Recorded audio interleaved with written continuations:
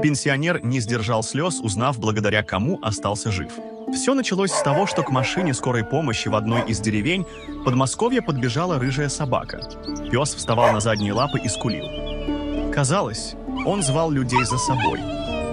Шофер и бригада врачей последовали за псом. Тот привел их прямо к заколоченной двери одного из домов. После этого собака пролезла в дом через какую-то вырытую яму.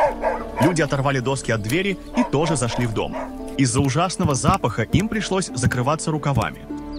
Войдя в одну из комнат, люди просто потеряли дар речи. На кровати лежал исхудавший и обессиленный старик, который лишь через пару недель в больнице смог объяснить, что с ним случилось. У него отнялись ноги, а его сосед вместо помощи заколотил входную дверь и окна, чтобы вскоре заполучить половину дома, которую старик отказывался ему продавать. Пес каждый день приносил старику объедки, и именно поэтому тот смог дотянуть до приезда врачей.